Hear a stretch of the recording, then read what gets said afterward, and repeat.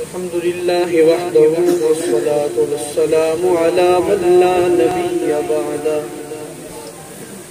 أما بعد أعوذ بالله من الشيطان الرجيم بسم الله الرحمن الرحيم الله يصطفي من الملائكة رسلا ومن الناس إن الله سميع بصير صدق اللہ العظیم۔ جمعیت علماء اسلام تحصیل رحیمی ارکان کے زیر اہتمام تحفظ ختم نبوت کانفرنس جو ہماری تحصیل جماعت کے نائب امیر عالم باعمل پیر طریقت حضرت مولانا منیر احمد صاحب نقشبندی ان کی زیر نگرانی ان کے اس ادارے میں آج یہاں راجن پور میں منعقد ہے۔ چونکہ میری ذمہ داری ہے کہ میں اپنے تمام احباب کا شکریہ ادا کروں، تو میں اپنے تمام حضرات کے نام کہوں گا۔ اگر کسی کے نام رہ گئے تو ان حضرات سے میں پہلے ہی میں ان سے چاہوں گا۔ ہمارے لیے یہ آج بلکہ آپ سب کے لیے، اہل علاقہ کے لیے یہ بڑی سعادت کی بات ہے کہ استاد القرآ حضرت قاری عظیم بخش صاحب رحیمی مدظلہ العالی، استاد القرآ حضرت قاری اظہر اقبال صاحب رحیمی مدظلہ العالی، یہ وہ شخصیات ہیں جن کی زندگی کے 40 سال سے بھی زائد کا عرصہ صبح سے لے کر رات تک خدمت قرآن میں گزرا۔ حقیقت یہ ہے کہ ایسے حضرات کے چہروں کی زیارت بھی ہمارے لیے بہت بڑی نیکی ہے۔ اللہ ان حضرات کو جزائے خیر دے کہ انہوں نے ہمارے حسر پرستی فرمائی، شفقت فرمائی اور یہاں تشریف لائی۔ اسی طرح ہماری عاملہ کے کچھ حضرات جناب محترم حافظ حسین احمد مدنی صاحب، جناب حضرت قاری عنایت اللہ طاہر صاحب، جناب مولانا عمر فاروق حسنی صاحب،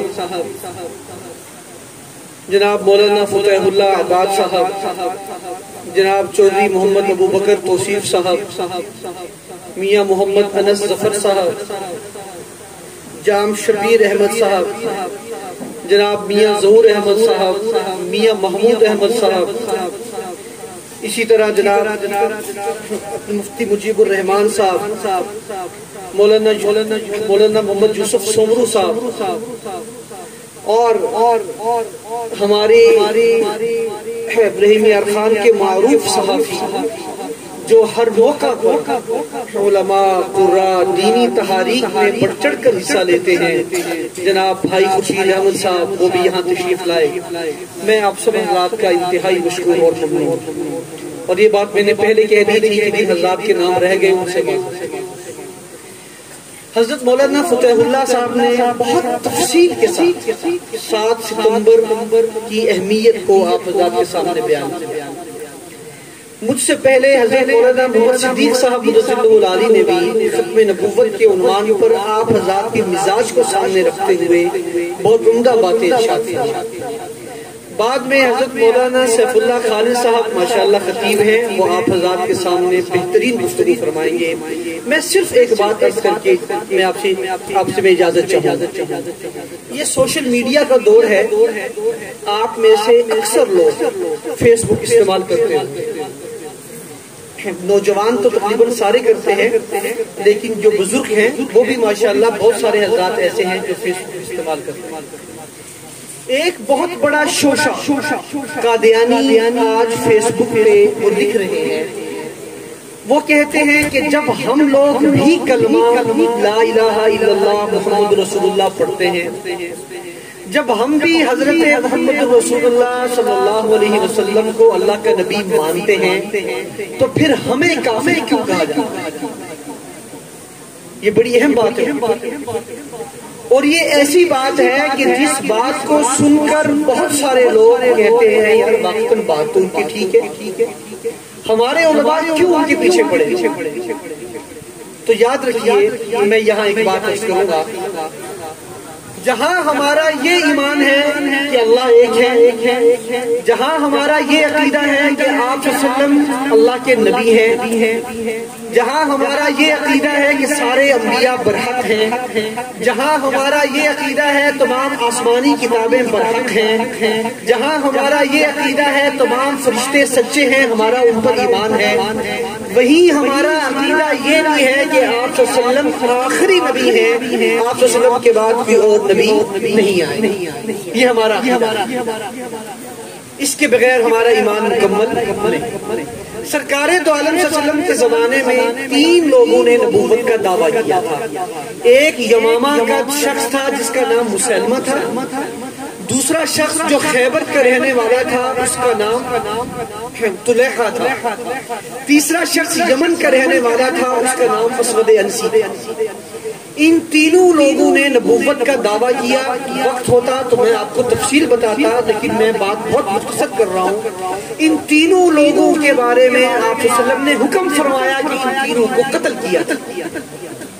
ایک لشکر بھیجا مسلمہ کذاب کے مقابلے میں،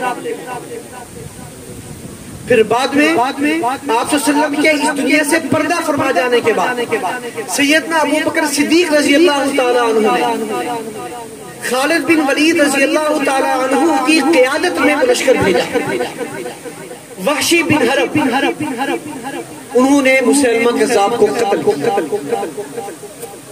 پھر اس کے بعد دوسرا شخص جو خیبر کا تھا طلیحہ، اس کو بھی قتل کرنے کے لیے خود آپ صلی اللہ علیہ وسلم نے ایک لشکر بھیجا، حضرت زرار بن ازور رضی اللہ تعالیٰ عنہ کی زیر امارت، اور اس میں ایک صحابی حضرت عکاشہ شہید، لیکن وہ طلیحہ بھاگ گیا تھا اور بھاگ کر وہ چھپ گیا، ملک شام چلا گیا۔ میں یہاں آپ سب حضرات سے انتہائی معذرت کرتے ہوئے یہ واقعہ ضرور سنانا چاہوں گا، بڑا مختصر سا واقعہ ہے۔ جب یہ طلیحہ واپس آیا تو اس وقت سیدنا عمر رضی اللہ تعالیٰ عنہ کا دور خلافت، سیدنا عمر بن عاص رضی اللہ تعالیٰ عنہ کے پاس آیا اور کہا کہ میں نے غلطی کی تھی کہ میں نے نبوت کا دعویٰ کیا تھا، اب میں دوبارہ توبہ طائب ہو گیا ہوں، اسلام قبول کرنا چاہتا ہوں، آپ اس طرح کریں کہ مجھے سیدنا عمر رضی اللہ تعالیٰ عنہ کے پاس لے جائیں، بڑے سخت مزاج کے ہیں، مجھے خطرہ ہے کہ میرے جاتے ہی کہیں میری گردن نہ اڑا دیں، آپ میرے سفارشی بن کر مجھے وہاں لے جائیں تاکہ مجھے سیدنا عمر کے سے وہاں سے مجھے سیدنا عمر بن عاص رضی اللہ تعالیٰ عنہ اس طلیحہ کو لے کر سیدنا عمر رضی اللہ تعالیٰ عنہ کے پاس آیا اور کہا کہ اے عمر، یہ طلیحہ جس نے نبوت کا دعویٰ کیا تھا اور آپ صلی اللہ علیہ وسلم نے اس کو قتل کرنے کے لیے لشکر بھی روانہ کیا تھا، تو میں آیا ہوں اور یہ طلیحہ آپ سے معافی چاہتا ہے۔ سیدنا عمر نے اسے کہا کہ اے طلیحہ، معافی تو تو مجھ سے مانگتا ہے، لیکن یہ بتا کہ تیرے ساتھ جنگ کرتے ہوئے جو آپ صلی اللہ علیہ وسلم کا ایک صحابی عکاشہ شہید ہوا تھا، اس کا بدلہ مجھے کون دے گا؟ یہ طلیحہ بڑا ذہین تھا، تو اس نے کہا عمر، یہ بات بڑی دلچسپ ہے، اگر آپ میری بات توجہ سے سنیں۔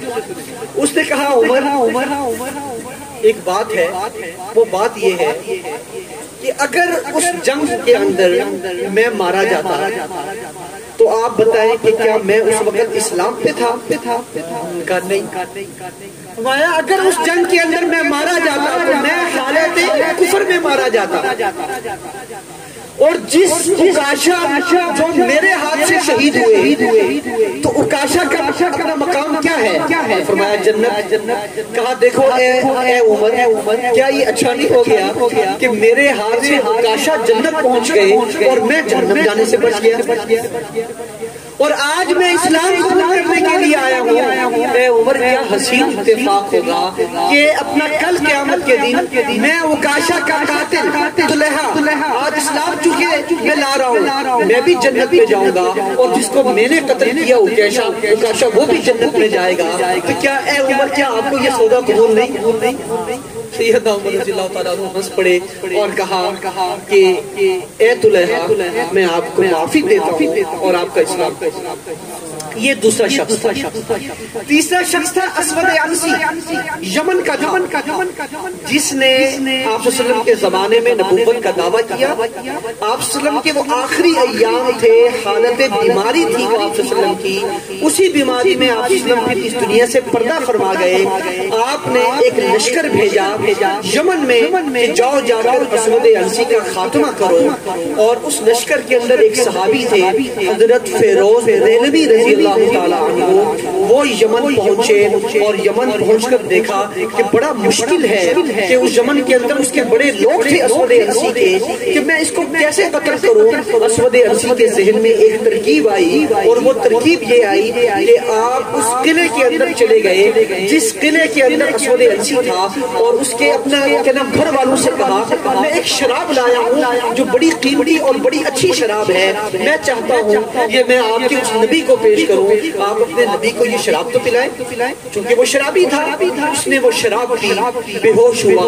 جو ہی بے ہوش ہوا سیدنا فیروز دہلوی نے اپنی تلوار نکالی اور اس اسود عنسی کا سر تن سے جدا کر دیا. آپ صلی اللہ علیہ وسلم کو بذریعہ وحی بتا دیا گیا. آپ صلی اللہ علیہ وسلم نے حالت مرض میں یہ جو ہے آواز لگائی، فاز فیروز، فاز فیروز، فاز فیروز، رب کعبہ کی قسم فیروز دہلوی کامیاب. تین لوگ تھے جنہوں نے آپ صلی اللہ علیہ وسلم کے زمانے میں نبوت کا دعویٰ کیا، اور تینوں کو آپ صلی اللہ علیہ وسلم نے قتل کرنے کا حکم دیا. جہاں سے یہ بات ثابت ہوئی کہ جو شخص بھی آپ صلی اللہ علیہ وسلم کے بعد نبوت کا دعویٰ کرے گا، اسلام میں اس کی کوئی گنجائش نہیں ہے. آخری بات میں آپ سے کر کے بات ختم کرتا ہوں. جب یہودیوں کا نبی اپنا کتاب اپنی، ان کا مذہب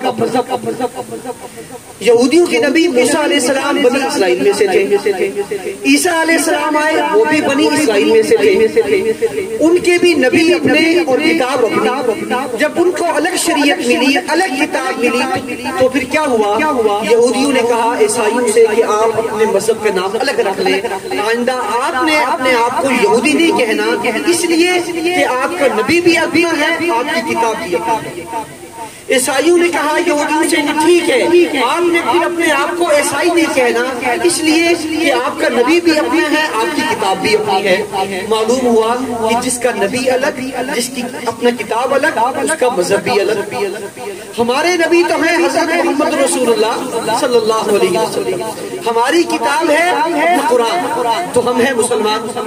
اب جو مسلمانوں کے بعد آپ کے بعد مرزا غلام احمد کو نبی مانے گا، یا کسی بھی اور نبی کو نبی مانے گا، یا کسی اور شریعت کو شریعت مانے گا، یا کسی اور کتاب کو کتاب مانے گا، تو یہ ایک عالمی اصول بن گیا کہ اب انہیں مسلمان کہلوانے کا حق حاصل نہیں ہے. کیوں؟ مسلمان تو ہم ہیں، آپ صلی اللہ علیہ وسلم کو نبی ماننے والے، قرآن کو کتاب ماننے والے. جب انہوں نے اپنی انہوں نے اپنی کتاب اپنی کر لی، نبی اپنا کر لیا، وہی لانے والا فرشتہ اپنا کر لیا، تو اب قادیانیوں کو اس کے بعد اپنے آپ کو نہ احمدی کہلوانے کی اجازت ہے، نہ مسلمان کہلوانے کی اجازت ہے، نہ لا الہ الا اللہ محمد رسول اللہ پڑھنے کی اجازت ہے، نہ مسجد کی طرف پر اپنی عبادت گاہ بنانے کی اجازت ہے، یہ نہ شرعی اجازت ہے. اور 1984 کے اندر جنرل ضیاء الحق نے آرڈیننس کے ذریعے بھی باقاعدہ اس کو آئین کا حصہ بنا دیا تھا. میرے عزیز دوستوں اور بزرگوں، آج جو ہم آپ کے پاس آئے، تمام علماء آپ کے پاس آئے، یا جہاں جہاں آج ہم جا رہے ہیں، یہ سبق پڑھانے کے لیے کہ آپ اپنے آئندہ آنے والی نسلوں کو یہ سبق پڑھا کر جائیں کہ قادیانی مسلمان نہیں ہیں، ان کا اسلام سے کوئی تعلق نہیں ہے، وہ بے ایمان ہیں، وہ کافر ہیں. مسلمان وہی ہے جو آپ صلی اللہ علیہ وسلم کے پر کی، جو آپ صلی اللہ علیہ وسلم کی ختم نبوت پہ ایمان رکھے گا، اور جو قرآن کی کتاب ہونے پر ایمان رکھے گا، وہی مسلمان ہے. اللہ رب العزت سے دعا ہے اللہ مجھے اور آپ کو ہمیشہ ختم نبوت کی حفاظت کی توفیق نصیب فرمائے. میں آخر میں دوبارہ مولانا مجید احمد صاحب اور ان کے تمام رفقا اور راجن پور کی جماعت کا شکر گزار ہوں کہ جنہوں نے آج کے عظیم دن کے موقع پر عظیم الشان کانفرنس کا انعقاد کیا. وآخر دعوانا الحمدللہ رب العالمین.